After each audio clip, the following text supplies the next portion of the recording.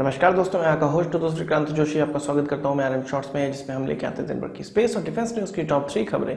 तो चलिए जान लेते हैं। अपनी सबसे पहली खबर में हम लोग बात करेंगे GTRA की और कावेरी इंजन की। पहले की खबर में मैंने आपको बताया था कि सैफरन इसका ऑडिट कर रही है और ऑडिट में ये पास हो गया है, पर अब जो नई खबर निकल कर आई है, GTRA हाई एल्टीट्यूड टेस्ट के लिए तैयार हो चुकी है। इस इंजन के लिए उसने एक टेंडर भी इशू किया हुआ है, जिसमें उसका कहना है कि हमें टेस्ट बेड अवेलेबल कराया जाए जिसमें कि इस इंजन को टेस्ट किया जाएगा। ऐसी कोई भी एजेंसी जो कि इस इंजन को टेस्ट कर सकती है, उनके पास इस प्रकार के बेड हैं, वो GTRA को अवेलेबल कराए ताकि इस इंजन का टेस्ट आगे फर्दर किया जा सके। हाई एल्टीट्यूड टेस्ट फैसिलिटी में लगभग 75,000 फीट तक की ऊंचाई का एक सिनारियो क्रिएट किया जाता है। ऐसा एनवायरनमेंट क्रिएट किया जाता है जैसे कि 75,000 फीट की ऊंचाई पे जहाज उड़ रहा है और उस समय जो दबाव होता है, उस समय जो हवा की स्पीड होती है, जो वाइब्रेशन होता है, वो सारी चीजें अवेलेबल कराई जाती हैं किसी इंजन को।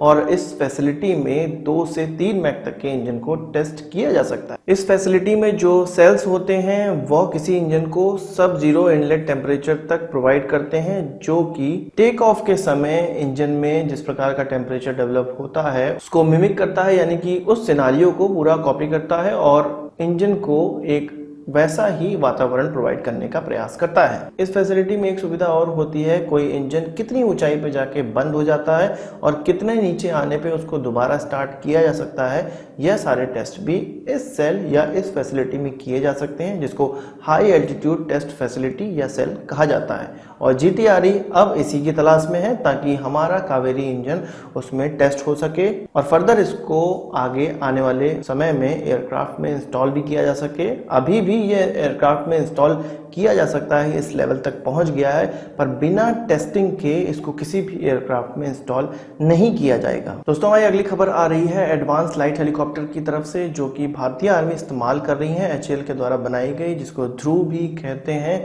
उसके सेल्फ प्रोटेक्शन सिस्टम को लेके सैप को एक फॉलो ऑन कॉन्ट्रैक्ट मिला हुआ है, जो कि इंटीग्रेटेड डिफेंसिव एयर सूट 2 का कॉन्ट्रैक्ट है, जिसको IDAS-2 भी कहा जाता है, जो कि एक सेल्फ प्रोटेक्शन सिस्टम है और इसका पूरा दाम $39 मिलियन होने वाला है। और इसको सैप की सेंचुरियन साउथ अफ्रीका की फैसिलिटी में बनाया जाएगा और इसकी डिलीवरी होने की जो शुरुआत होने वाली है वो 2019 में मानी जा रही है। IDAS एक फुली इंटीग्रेटेड मॉड्यूल सिस्टम है, जिसको डिजाइन किया जाता है इलेक्ट्रॉनिक वॉरफेयर और सेल्फ प्रोटेक्शन के लिए, जिसका इस्तेमाल एयरबॉर्न प्लेटफॉर्म में किया जाता है। अपनी अगली खबर में हम लोग बात करेंगे इसरो का एक कैलेंडर जारी हुआ है, जिसमें कि 2019 से 20 में उनको कौन कौन से लॉन्च करने हैं, किस किस प्रकार के सैटेलाइट लॉन्च करने हैं। कुल 9 इस प्रकार की सैटेलाइट हैं जो कि 2019 और 20 के बीच में लॉन्च की जाएंगी।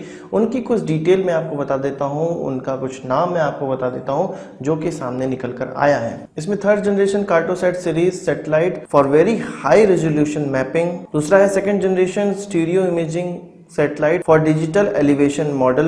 तीसरा है geostationary imaging satellite for earth observation from geostationary orbit. चौथा है 3rd generation ocean imaging satellite for ocean colour, sea surface temperature mapping and ocean surface wind vector mapping. पांचवा है 3rd generation Resourcesat series of satellite with improved spatial resolution स्वाथ। छठा है C band microwave imaging satellite for all weather and day and night imaging. सातवां है constellation of high resolution imaging satellite for frequent revisit. आठवां है nano satellite for aerosol monitoring और 9वां है satellite for monitoring chlorophyll fluorescence and radiation environment. तो ये कुछ 9 प्रकार की सैटेलाइट है जिनको इसरो आने वाले समय में लॉन्च करने वाला है। इन सभी की डिटेल मैं बना सकता हूं एक अलग वीडियो में, यदि आप कमेंट बॉक्स में मुझे बताएं तो। दोस्तों, 3 खबरों के बाद अपनी बोनस खबर की बात कर लेते हैं और बोनस खबर हमारी BEL की तरफ से आ रही है। उसको एक कॉन्ट्रैक्ट मिला है जो कि 9,200 करोड़ रुपए का है और यह है surface to air missile system बनाने का। और ये किसके लिए बनाया जा रहा है? मांझीगांव डॉक लिमिटेड और garden reach ship builders and engineers limited के लिए इनके द्वारा बनाए जाने वाले जो 7 अलग अलग प्रकार के वॉरशिप होंगी, उनमें इन सिस्टम को लगाया जाएगा। आपको मैं बता दूं कि BEL भारत इलेक्ट्रॉनिक्स लिमिटेड एक डिफेंस PSUs है जो कि मेनली रडार का काम करता है और अलग अलग डिफेंस इक्विपमेंट में जितने इलेक्ट्रॉनिक पार्ट होते हैं उनको देखने का काम करता है। पर यहाँ पर उसको surface to air missile system develop करने का एक मौका मिला है, एक कॉन्ट्रैक्ट मिला है, जो कि फर्दर भारत की 2 डिफेंस पीएसयूज को दिया जाएगा जो कि शिप बिल्डिंग में बिजी रहती हैं। तो आज की इस वीडियो के लिए बस इतना ही। आशा करता हूँ आपको वीडियो पसंद आया होगा और आप इसको एक बड़ा थम्स अप जरूर देंगे। इस वीडियो से मतलब कोई सवाल सुझाव हो तो कमेंट बॉक्स में जरूर लाइएगा और यदि आपने हमारे चैनल पर सब्सक्राइब नहीं किया उसे भी कर लीजिए, क्योंकि हम इस प्रकार की वीडियो लाते रहते हैं। नमस्कार, थैंक यू, जय हिंद।